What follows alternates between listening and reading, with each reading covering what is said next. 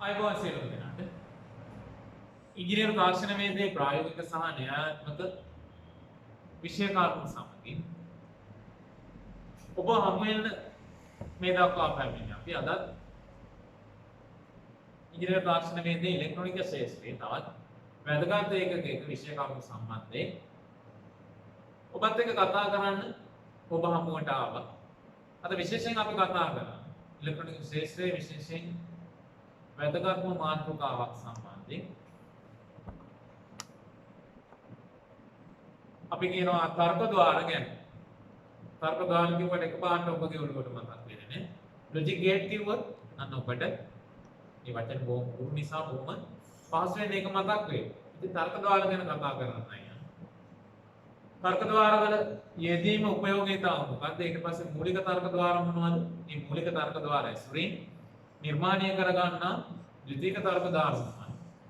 අන්නේ කියන මූලික කරුණු කාරණා ටික ගැන විශේෂයෙන් ඒ තර්ක ద్వාර සම්බන්ධ තර්කමය තත්ත්වයන් ඊට අමතරව ඒ තර්ක ద్వාර වලට අනුරූප වන බූලියානු සමීකරණ මේ සියලුම දේවල් ගැන මූලික වශයෙන් අපි කතා කරන්න බලාපොරොත්තු වෙනවා. මොකද හේතුව ඉදිරියේදී විශේෂයෙන් අපි බලාපොරොත්තු වෙනවා ඔබත් එක්ක අපස උසස් පෙළ විභාගය සඳහා ඉංජිනේරු තාක්ෂණ වේදේ ප්‍රායෝගික පරීක්ෂණ විදියට ලැබිච්ච සියලුම තර්ක ద్వාර සම්බන්ධ ප්‍රායෝගික පරීක්ෂණ ඔබ හමුවට අරගෙන ඉතින් විශේෂයෙන් විභාගය සඳහා ලිඛිත පරීක්ෂණය සඳහා ඔබට යම් තාක් දුරකට වැදගත් වේ. ඒ නිසා මේ මූලික තර්ක ద్వාර සම්බන්ධයෙන් ඔබ දැනුවත් කිරීමක් කරලා ප්‍රායෝගික පරීක්ෂණ වලට යම් අත්‍යවශ්‍යයි කියලා අපිට හිතුණා. ඒ නිසා තමයි අද මේ වීඩියෝ එක අපි කරන්න හේතුව. ඉතින් අපි බලමු තර්ක ద్వාර භාවිතා වෙන්නේ මොනවටද? උපයෝගීතාව මොකක්ද? තර්ක ద్వාර වර්ග මොනවද? මූලික තර්ක ద్వාර ඊට අනුරූප සමීකරණ සත්‍යතාව අපි කියනවා ට්‍රුත් ටේබල් කියලා. ඒ සියලුම දේවල් කතා කරලා ඔබට ඒ අවශ්‍ය දැනුම ලබා ගන්න.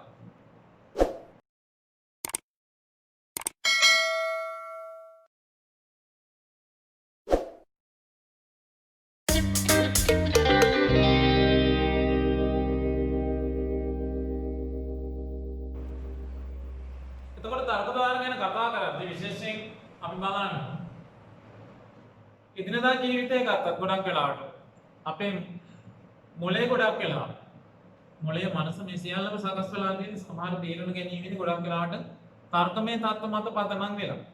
උදාහරණයක් අපි ගත්තොත් එහෙම කාලගුණේ යම් වෙනස් වීමක් ඇති වෙනකොට අපිට හිතෙනවා සමහරවිට අද වහී එහෙම නැත්නම් අද පායාවි. එතකොට අපි තර්ක කරනවා මනසත් එක්ක. වැස්සොත් මොකද කරන්නේ? පෑවුවොත් මොකද කරන්නේ? මේ වගේ අපි සංසන්දනය කරලා බලනවා. ඊට පස්සේ හොඳ නරක ඒ වගේ දේවල් අපි තර්ක කරලා බලනවා මනසත් එක්ක. මේ දේ හොඳයිද නරකයි.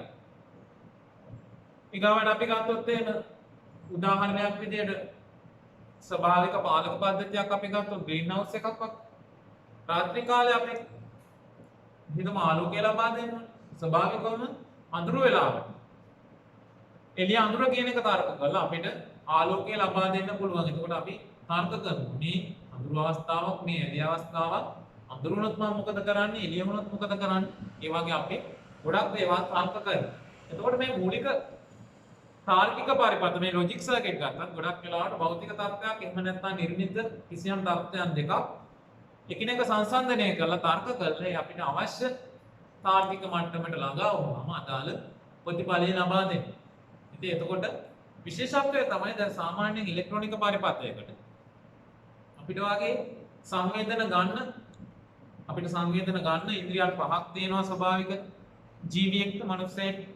එතකොට ඉලෙක්ට්‍රොනික පරිපථයකට ඒ වගේ සංවේදන ගැනීමේ ගැටලු තියෙනවා. ඊට අමතරව මනසෙන් සිද්ධීම තර්ක කිරීමේ ගැටලු තියෙනවා. එතකොට අපි කරන්නේ මේ සඳහාම විශේෂයෙන් නිර්මාණය කරගෙන තියෙනවා තාර්කික සංග්‍රහිත පරිපථ. අපි කියනවා ලොජික් IC කියලා. එතකොට ওই තාර්කික සංග්‍රහිත පරිපථවලට ඉලෙක්ට්‍රොනික සංවේදක හරහා මොකද අපිට දැනෙන දැනීම අපිට දැනෙන හැඟීම් ඉලෙක්ට්‍රොනික පරිපථයකට දානවන්න අපි සංවේදක පාවිච්චි කරනවා. විශේෂයෙන් ආලෝක සංවේදී ප්‍රතිරෝධක අපි දන්නවා LDR කියලා. තාප සංවේදී ප්‍රතිරෝධක තර්මිස්ටර් වල NTC TTC වගේ වර්ග තියෙනවා. ඊට පස්සේ වෝල්ටීයතා සංවේදක ප්‍රතිරෝධක ජාන සංවේදක මේ වගේ ගොඩාක් දේවල් අපිට පුළුවන් ඉලෙක්ට්‍රොනික උපාංග ඇසුරින් පරිපථ සඳහා සංවේදනය කරන්න. එතකොට කිසියම් තත්ත්ව දෙකක් හෝ කීපයක්. තත්ත්ව දෙකක් තියෙනවා නම් ගැටලුවක් මේ අපිට බොහොම පහසුවෙන් තර්ක කරන්න පුළුවන්. තත්ත්ව කීපයක් තියෙනවා නම් අපි ඒවට සීමාන්ත පනවලා තත්ත්ව දෙකක් බවට හෝ තත්ත්ව දෙකක් බවට ගොඩක් වෙලාවට අඩු කරගන්න. අන්නේ විදිහට අඩු කරගෙන සංසන්දනය කරලා ඊට අදාළ තත්ත්වයට පැමුණාම ප්‍රතිඵලය ලබා ගන්න තමයි මේ මූලික තර්ක පරිපථ අපි භාවිතා කරන්නේ. එතකොට ගත්තොත් එහෙම මේ මූලික තර්ක පරිපථ ලොජික් IC ගත්තොත් ප්‍රධාන වශයෙන්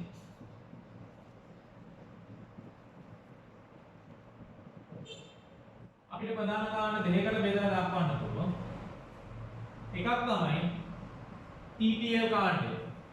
TTL කාණ්ඩය අපි ඔගේ දිගනම හඳුන්වනවා කෙටියෙන් TTL කියවට ට්‍රාන්සිස්ටර් ලොජික් කියලා. අනිත් වර්ගය තමයි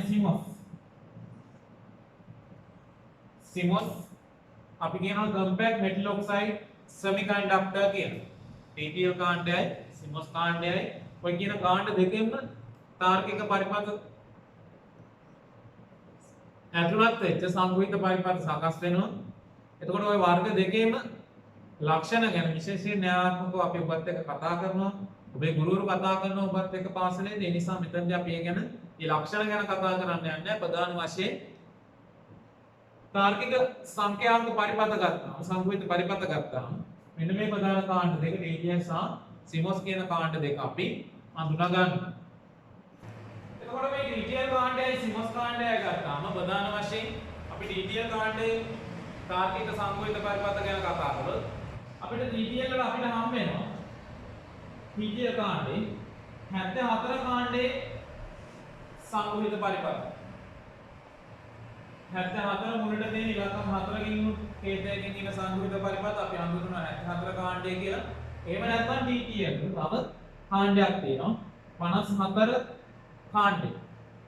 මුලට 54 වෙන ඉලක්කම් 4ක හේතයකින් සමාන්විත සංගුහිත පරිපථ අපිට ලබා ගන්න පුළුවන් TTL වල.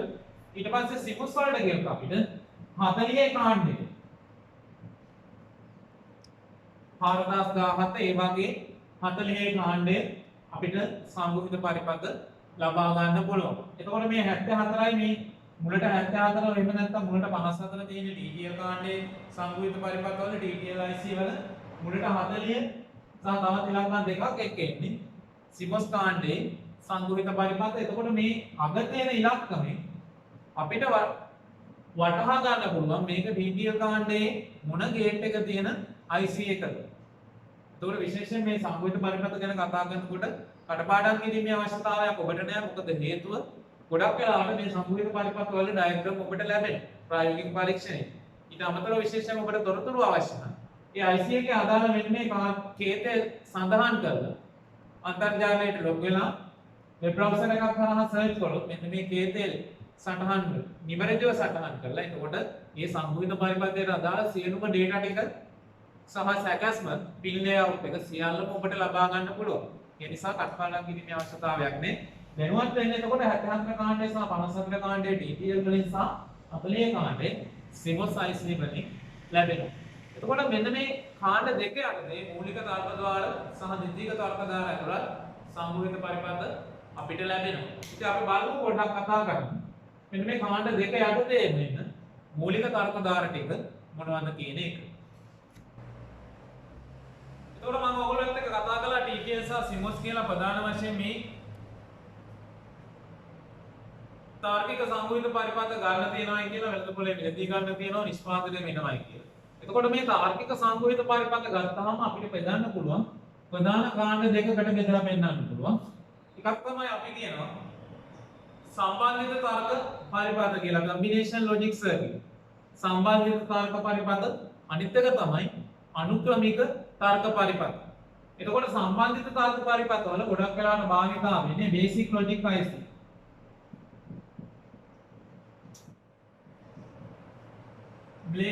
බේසික් ලොජික් IC තමයි සම්බන්ධිත තර්ක වල පාවිච්චි වෙන්නේ. අනුක්‍රමික තර්ක වල අපි කියනවා ෆ්ලිප් ෆ්ලොප්. ෆ්ලිප් ෆ්ලොප් එහෙම නැත්නම් අපි හඳුන්වනවා පිළිපොළ කියලා. පිළිපොළ සංගුහිත පරිපථ භාවිතා වෙන්නේ. එතකොට සම්බන්ධිත තර්ක වලට බේසික් ලොජික් IC පාවිච්චි කරනවා. මම කියව අනුක්‍රමික තර්ක වලට ෆ්ලිප් ෆ්ලොප් එහෙම නැත්නම් පිළිපොළ වර්ගයේ භාවිතා වෙනවා කියලා. එතකොට අපි පිළිපොළ වර්ගය ගැන දැනට කතා නොකර අපේ ප්‍රායෝගික පරීක්ෂණ සඳහා ඉතා වැදගත් වෙන මේ බේසික් ලොජික් IC ගැන අපි පොඩ්ඩක් කතා කරමු. එතකොට බේසික් ලොජික් IC ගත්තාම ප්‍රධාන අපිට කාණ්ඩ තුනක් වශයෙන් දක්වන්න පුළුවන්. මේ බේසික් ලොජික් IC ප්‍රධාන වශයෙන් තුනක් අපිට එනවා. එකක් තමයි අපි හඳුන්වනවා NOT gate එක කියලා. NOT එක එහෙම නැත්නම් අපවර්තකය කියලා අපි හඳුන්වනවා NOT gate එක, ඉන්වර්ටර් එක.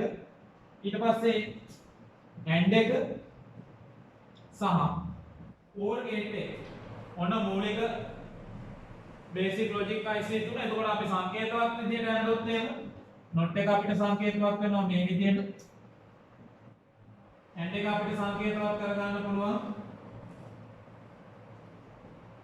මේ ආකාරයෙන්. ඊට පස්සේ OR එක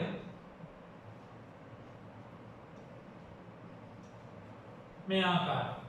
එතකොට ඔබට විශේෂයෙන් මෙන්න මේ මූලික තර්ක ද්වාර තුනේ සංකේත ටිකත් එක්ක ඒ මූලික තර්ක ද්වාර තුන මතක තියෙන්න ඕනේ. එතකොට මම දැනට මේ වර්ග තුන නිකන් ඇඳුන්නේ. ඊට පස්සේ අපි බලමු මේ එක එකක් ගැන විශේෂයෙන්. NOT gate එක කියන්නේ මොකක්ද? එයාගේ සත්‍යතාව වර්ගය මොකක්ද? එයාට අනුරූප බූලියානු සමීකරණය මොකක්ද? ඊට පස්සේ එයාගෙන් අපිට කරගන්න පුළුවන් ප්‍රායෝගික ජීවිතයේදී කරගන්න පුළුවන් දේවල් මොනවද කියන එක. ඒ වගේම AND gate එක සහ OR gate එක. එහෙනම් අපි බලමු ඊගාවට. මෙන්න මේ මූලික තර්ක ද්වාර ටික ගැන වැඩිපුර තොරතුරු. ඊට පස්සේ අපි බලමු මේ මූලික තර්ක ද්වාරය යොදාගෙන කොහොමද අපි ද්විතීයික තර්ක ද්වාර නිර්මාණය කරගෙන අපේ භාවිතයට යොදාගන්නේ කියන එක. එතකොට අපි මුලින්ම කතා කරන්න යනවා මේ පළවෙනි මූලික තර්ක ද්වාරේ. මම කියව තර්කමය අපවර්තකය කියලා ඉන්වර්ටර් එක මේ NOT gate එක ගැන. ඔයගලන්ට සංකේත පේනවා. ප්‍රධානයන් එකයි තියෙන්නේ, ප්‍රතිදානයක් තියෙනවා. ප්‍රධානය මම A කියලා නම් කරලා තියෙනවා. ප්‍රතිදානය Z කියලා නම් කරලා තියෙනවා.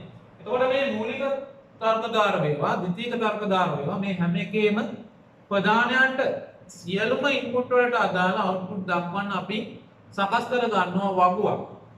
ප්‍රධාන වශයෙන් වගුවක් අපි සකස් කර ගන්නවා. අන්න ඒක අපි හඳුන්වනවා සත්‍යතාව වගුව කියලා. ට්‍රුත් ටේබල් එක. එතකොට ඔය සත්‍යතාව වගුවේ අපි මූලික වශයෙන් දක්වන ක්‍රමවේද ඉන්පුට් අනුව අවුට්පුට් දක්වන ක්‍රමවේද තියෙනවා. එතකොට සත්‍යතාව වගුවේ එන පියවර ගන්න. ඉන්පුට් අවස්ථා කීයකට විකාශය වෙනවද කියන එක අපිට හොයාගන්න අපි පාවිච්චි කරනවා දෙකේ n කියන මෙන්න මේ පදේ. එතකොට දෙකේ n කියන්නේ ඔයගලන්ට පේනවා මේකේ ඉන්පුට් එකයි මේ n කියන්නේ ඉන්පුට් ගන්න. ඉන්පුට් අපේ කීයක් තියනවද ඒක කියනවාද කියන එක. එතකොට මේකේ ඔයගලන්ට පේනවා එකේ ඉන්පුට් එකයි තියෙන්නේ. එහෙනම් දෙකේ n වෙනුවට ආදේශ වෙන්නේ දෙකේ එක කියලා. එතකොට අවස්ථා කීයක් එනවා? මේ NOT gate එකට අදාළව සත්‍යතාව වගුවේ අවස්ථා දෙකක් අපිට කතා කරන්න පුළුවන්. එතකොට අපි සත්‍යතාව වගුව නිර්මාණය කරගත්තොත් ට්‍රුත් ටේබල් එක ඉන්පුට් සහ අවුට්පුට් එක තමයි අපිට ගන්න තියෙන්නේ. එතකොට මේකේ එක ඉන්පුට් එකයි තියෙන්නේ. මම මෙතන නම් කරනවා ඉන්පුට් එක A කියලා, අවුට්පුට් එක මගේ ඉසේ. එතකොට මේ සත්‍යතාව වගුවේ හැම වෙලේම ඉලක්කම් ලියනකොට විශේෂයෙන් මේ ලොජික් ගේට් වල අපි භාවිතා කරනවා දෙකේ පාදේ. මොකද සංඛ්‍යා පාද ගැන විශේෂයෙන් ඔබට ඉගෙන ගැනීමේ අවශ්‍යතාවය තියෙනවා. මේ පාඩමේ ඥානාත්මක කරුණු වල මූලික කරුණු වල අපි කතා කරනවා සංඛ්‍යා පාද. කොහොමද 10 පාදයේ සංඛ්‍යාවක් දෙකේ පාදයට පරිවර්තනය කරන්නේ? දෙකේ පාදේ 10 පාදයට, 4 පාදයට, 8 පාදයට, 16 පාදයට. ඔය විදිහට අපි කතා කරනවා decimal numbers, binary numbers, hexadecimal numbers, octal numbers. ඒ විදිහට අපි කතා කරනවා number system ගැන ගොඩක්. මේ වෙලාවේ අපි තරම් දේවල් කතා කරන්න නොගියත් මම දැනට මතක් කරන්න. මේක එතකොට ලියන ක්‍රමයක් ප්‍රධාන වශයෙන් තියෙනවා. දෙකේ පාදයේ ඉලක්කම් ලියන ක්‍රමයට තමයි මේ ඉන්පුට් එක අපි ලියන්න ඕනි. එතකොට දෙකේ පාදයෙන් ලියන එක ප්‍රධාන වශයෙන් අපිට භාවිතා වෙන්නේ බිංදුව සහ එක කියන ඉලක්කම් පමණයි. ඒකත් විශේෂයෙන් මතක තියාගන්න.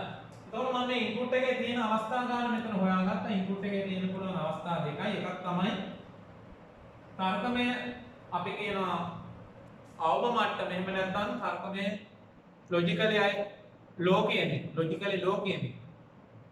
ඒ කියන්නේ පහළ මට්ටම කියන්නේ. පහළ තර්ක මට්ටම කියන එක බිංදුවේ සංකේතවත් වෙනවා. ඉහළ තර්ක මට්ටම කියන එක එකෙන් සංකේතවත් වෙනවා. එතකොට මේකේ ඉන්පුට් එක අනුව දෙන්න පුළුවන් අවස්ථා දෙකයි ප්‍රධාන වශයෙන් බිංදුව සහ එක. එතකොට මම කිව්වා මේක තර්කමය අපවාර්ථකය. මේක සමීකරණය ගත්තොත් එහෙම මෙන්න මේ not gate එකට අදාළ බූලියන් සමීකරණය ගත්තොත් අනුරූප සමීකරණය z සමානයි a bar කියලා අපි කියනවා. z සමානයි a bar. එහෙම නැත්නම් අපි මේක හඳුන්වනවා සිංහලෙන් z සමානයි a වල අනුපූරකය කියලා. අනුපූරකය කියන්නේ ප්‍රධාන වශයෙන් මෙතන දැන් ඉන්පුට් එක බිඳුවයි නම් බිඳුවේ අනුපූරකය වෙන්නේ 1. එතකොට ඕගලන්ට පේනවා ලෝ එක ඉන්පුට් කළොත් අවුට්පුට් එක හයි බවට පත් වෙනවා.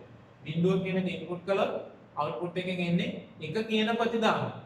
1 කියන එක ඉන්පුට් කළොත් එකේ අනිත් පැත්තට අනුපූරකය තමයි බිඳුව. ඔයගලන්ට පැහැදිලි එහෙනම් මේ not gate එකේ ක්‍රියාකාරීත්වය ඉන්පුට් එක ලෝ වෙනකොට අවුට්පුට් එක හයි වෙනවා. ඉන්පුට් එක හයි වෙනකොට අවුට්පුට් එක ලෝ වෙනවා. එතකොට ඊට අදාළ සමීකරණය තමයි z සමානයි a bar එහෙම නැත්නම් z සමානයි a අනුපූරක කියන එක. එහෙනම් ඔයගලන්ට පැහැදිලි ඇති දැන් මේ not gate එක සම්බන්ධයෙන්. එතකොට not gate එකේ සංකේතය ඊට අදාළ බූලියන් සමීකරණයේ බූලියන් ඊටගත් සමීකරණේ ඊට අමතරව සත්‍යතා වගු මේවා විශේෂයෙන් මතකයේ තියෙන්න ඕනි. ඔබට මොකද හේතුව ප්‍රායෝගික පරීක්ෂණය සඳහා ඉතාම වැදගත් වෙන නිසා. ඊගාවට අපි කතා කරන්න යනවා මූලික දෙවෙනි තර්ක ద్వාරය සම්බන්ධයෙන් බේසික් ලොජික් ගේට් වල දෙවෙනි එක සම්බන්ධයෙන් AND ගේට් එක.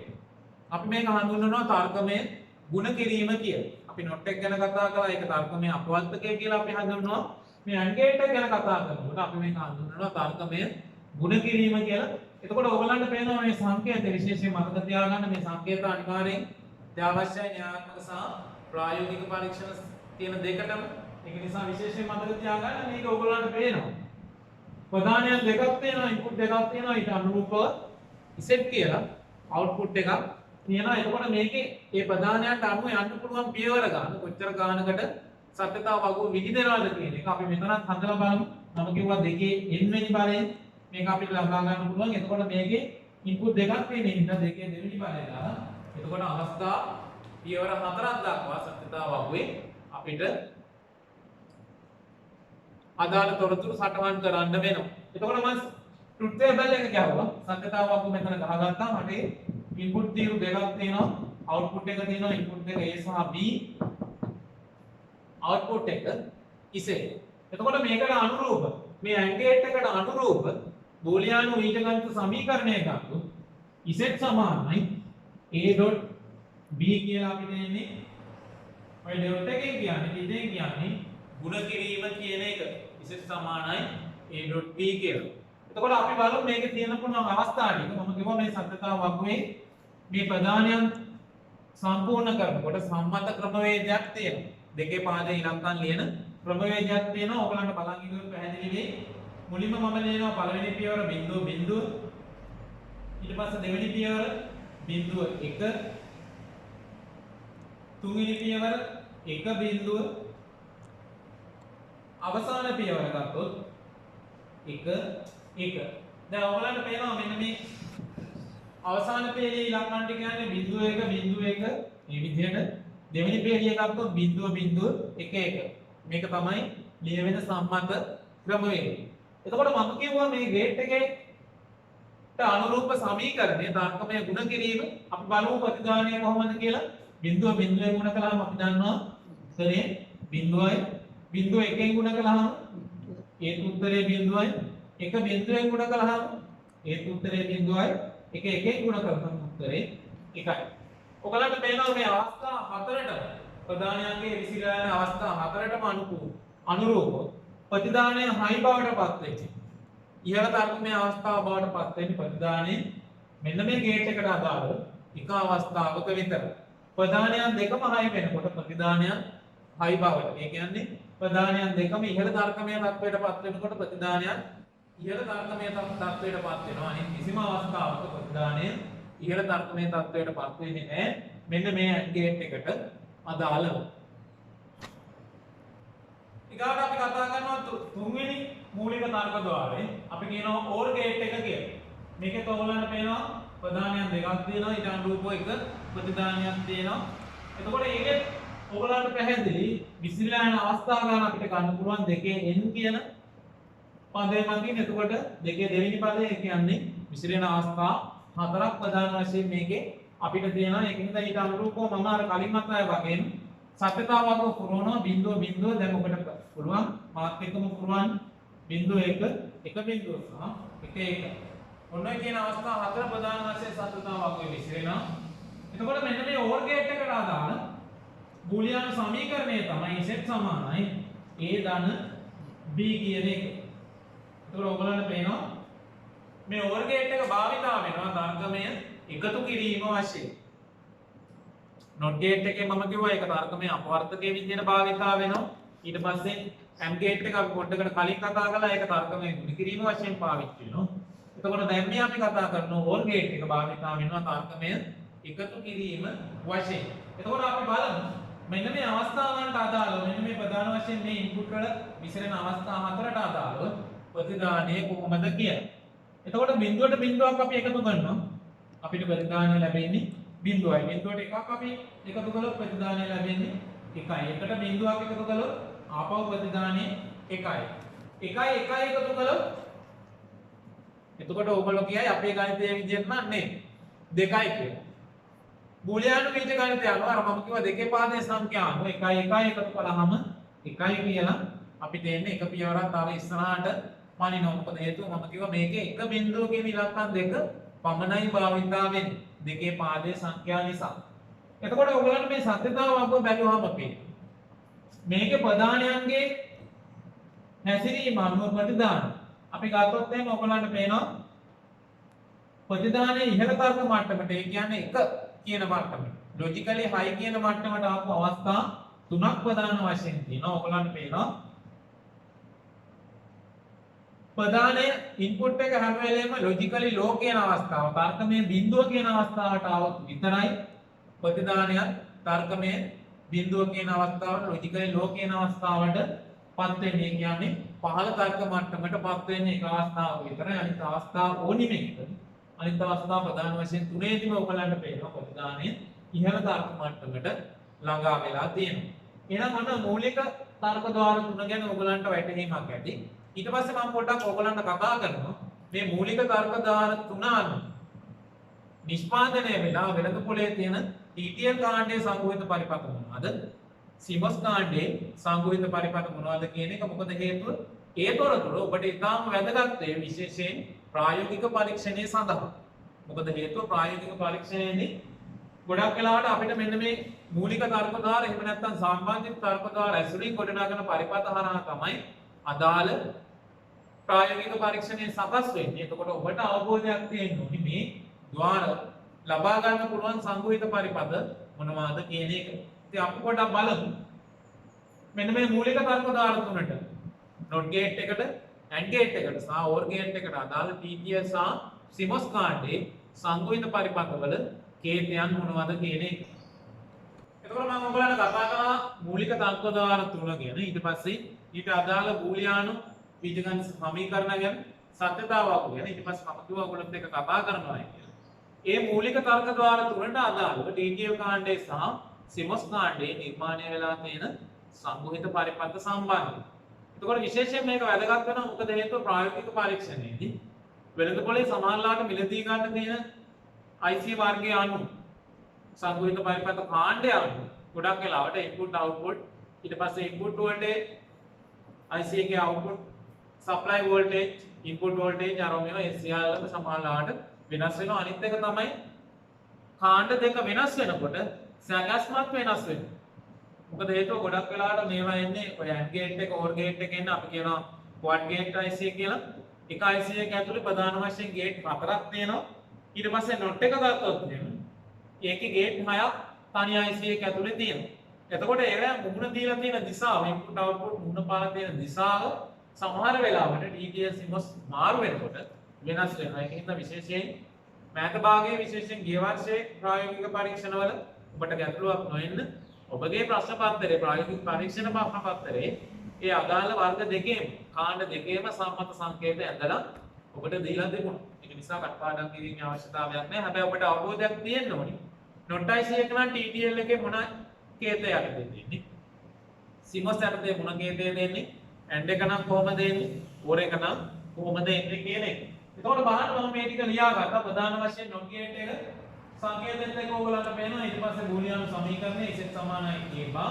not gate එක ගන්නවා නම් අපිට ප්‍රධාන වශයෙන් TTL කාණ්ඩයේදී ඔයගලන්ට ගන්න පුළුවන් 74.04 එහෙම නැත්නම් 54.04 මම කිව්වා TTL එකේ කේත ක්‍රම දෙකක් වෙනවා. එකක් මේ 74 මුලට තියෙන කේතය අනික 54 මුලට තියෙන කේතය. එතකොට 74.04 ගත්තත් 54.04 ගත්තත් TTL කාණ්ඩයේ not gate එකට අදාළ logic IC එක. CMOS කාණ්ඩයට ගියොත් ඒක 4069 4069 එහෙම නැත්නම් 4069 කියන කේතය යටතේ තමයි ඒ IC එකේ. එතකොට මම විශේෂයෙන් මතක් කළා ඔයගලන්ට මේ කාණ්ඩ දෙක මාරු වෙනකොට input voltage වෙනස් වෙනවා. ඉහළ පහළ තර්කමය මට්ටම් සඳහා ලබා දෙන වෝල්ටේජතාව වෙනස් වෙනවා. ඊට අමතරව සංගුහිත පරිපථය සඳහා ලබා දෙන සප්ලයි වෝල්ටේජස් වෙනස් වෙනවා. අනික තමයි අවසාන වශයෙන් ඇතුලේ තියෙන සැකස්ම. එක IC එක එක පෙළට ලොජික් ගේට් එක හැසිරීලා තියෙනවා. අනිත් IC එකකින් මූණට මූණ ප්‍රධාන වශයෙන් අපි ගත්තොත් එහෙම TTL කාණ්ඩය ගත්තොත් එක දිශාවකට ගේට් එක මූණ දීලා තියෙනවා. ඉදිරි දිශාව නම් ඉදිරිය බලාගෙන තමයි ගේට් එක ඔක්කොම දෙන්නේ. CMOS එකේ ගත්තොත් ඉදිරියෙන් ඉන්න ගේට් දෙක සහ පසුපසෙන් ඉන්න ගේට් දෙක එකිනෙක මූණට මූණ බලාගෙන ඉන්න විදිහට තමයි සැකස්ම සකස් වෙලා තියෙන්නේ. ඒක නිසා මේ ලේඅවුට් එක ගැන විශේෂයෙන් පින් අවුට් එක ගැන ඔබ අවධානයෙන් ඉන්න. මොකද හේතුව මේ ඉලක්කම මාරු වෙනවා කියන්නේ තර්කමය ద్వාරයේ වෙනසක් වෙන්නේ නැහැ. සැකස්මේ තමයි වෙනස වෙන්නේ. එහෙනම් එතකොට නොට් එකට අදාළව ඔයගොල්ලෝ දැන් දන්නවා 74.04 එහෙම නැත්නම් 54.04 TTL යටතේ CMOS යටතේ 40යි 69 එහෙම නැත්නම් අපි කියනවා 4069 කියලා. ඊට පස්සේ AND gate එක ගත්තොත් ඔයගලන්ට පේනවා සංකේතේ ඊට පස්සේ බූලියානු සමීකරණය තමයි z සමානයි a.b එහෙම නැත්නම් a ගුණ කිරීම b කියන එක තර්කමය ගුණ කිරීම. AND gate එක අපිට ගන්න පුළුවන් TTL කාණ්ඩයක්. මේ 74.08 කියන කේතය යටතේ එහෙම නැත්නම් 54.08 කියන කේතය යටතේ CMOS කාණ්ඩයට 4081 කියන කේතය යටතේ. එතකොට මේක අර මම කලින් කතා කළා වගේ quad gate IC එකක් එක IC එක ඇතුලේ AND gate හතරක් අඩංගු කරලා වෙලා තියෙනවා.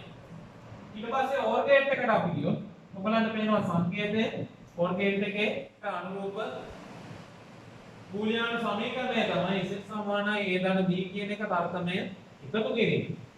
එතකොට ඒක අපිට ගන්න පුළුවන් TTL කාණ්ඩයක් ගත්තොත් 74.32 කියන සංගුහිත පරිපථයක් එහෙම නැත්නම් 54.32 74 එහෙම නැත්නම් 54 වෙනද පොලේ ගොඩක් වෙලාවට මේ 74 කාණ්ඩය තමයි ඔබට මිලදී ගන්න ලැබෙන්නේ TTL කාණ්ඩයකට. CMOS කාණ්ඩයකට කියොත් 4071 කියන සංගුහිත පරිපථය ඔබට මිලදී ගන්න පුළුවන්. ඉතින් මම හිතන්නේ ඔබට හොඳ අවබෝධයක් ලැබෙන්නේ නැති මොනවද මේ මූලික තර්ක ද්වාර තුන කියන එක. ඊට පස්සේ ඒගොල්ලන්ට අනුරූප බූලියානු බීජගණිත සමීකරණ සම්බන්ධය සහ සත්‍යතා වගුව සම්බන්ධයෙන් අවසාන වශයෙන් මේ එක එක ගේට් එකට මේ මූලික තර්ක ද්වාර වලට අනුරූප TTL සහ CMOS කාණ්ඩේ සංගුහිත පරිපථවල කේතයන් මොනවද කියන එක.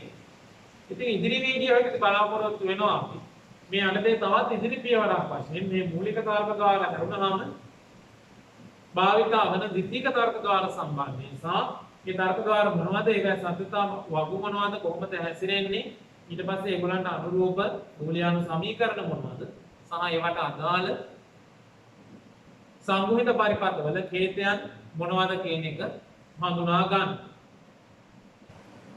එතකොට විශේෂයෙන් ඔබට අපි මතක් කරනවා මේ දක්වා අපේ channel එකට අපි අඩංගු කළ ඇතුළත් කළ වීඩියෝ නැරඹුවේ නැත්නම් විශේෂයෙන් ඔබගේ ඉංජිනේර තාක්ෂණ වේදේ ආධාරණ ධර්මවලට ආධාර ප්‍රායෝගික පරීක්ෂණ සහ අපිත් එක්ක එකතු වෙලා ඉන්න බාල මහලු වැඩි හිටි සියලු දෙනාට එදිනදා ජීවිතයට අවශ්‍ය තාක්ෂණික දැනුම සම්බන්ධයෙන් අපි මේ වීඩියෝ මාලාවලින් කතා කරනවා. ඉතින් ඒ සඳහා මේ දක්වා එකතුනේ නැත්නම් ඔබගේ ඉන්න යාළු මිත්‍ර මිත්‍රාදීන් විශේෂයෙන් දැනුවත් කරලා අපේ channel එක subscribe කරලා ඒ අදාළ වීඩියෝ පට නරඹන්න කියන දේ මතක් කරනවා. ඒක අමතරව විශේෂයෙන් අපේ Facebook page එක Facebook group එක ඒ සියල්ලටම සම්බන්ධ වෙන්න මීට අමතරව විශේෂයෙන් බ්ලොග් අඩවියට අපේ පාසලේ අපේ නමින් අපේ YouTube channel එකේ නමින් ක්‍රියාත්මක වෙනවා. බ්ලොග් අඩවියට අදාළ සටහන් විශේෂයෙන් PDF සටහන් ඒ සියල්ල ඊට අමතරව විශේෂයෙන් Facebook group එකට අපි ඇඩ් කරලා දෙනවා. බ්ලොග් අඩවියේ අදාළ සියලුම PDF සටහන් Facebook group එකටත් අපි ඇඩ් කරනවා. විශේෂයෙන් Facebook group එක භාවිතා කරනකොට ඔබට විශේෂයෙන් මතක් කරනවා. Facebook app එක හරහා ලෝග් වෙලා group එකට ඒ අදාළ PDF download කරන්න ඔබට නොහැකි වෙයි. ඒ ගැන කලබල වෙන්න එපා. ඔබ Facebook app එක නැතුව වෙබ් බ්‍රවුසර් එකක් හරහා Firefox එහෙම නැත්නම් Chrome වගේ වෙබ් බ්‍රවුසර් එකක් හරහා Facebook එකට ගිහිල්ලා group එකට log වෙන්න. ඔබට පහසු වෙන්නේ එහි අතුලත් සියලුම PDF වණු විශේෂයෙන් ඔබට කෙලින්ම මුද්‍රණය කරලා ලබා ගන්න පුළුවන්. නිවැරදි යාවත්කාලින තොරතුරු වලින් අපි සකස් කරලා තියෙනවා. ඒ නිසා ඒවත් පරිශීලනය කරගෙන විශේෂයෙන් ඔබගේ විභාගය සඳහා අවශ්‍ය කරන ඔබගේ ජීවිතය සඳහා අවශ්‍ය කරන ලබා ගන්න කියන එක මතක් කරගනින් අදට අපි ඔබෙන් සමුගෙන යනවා.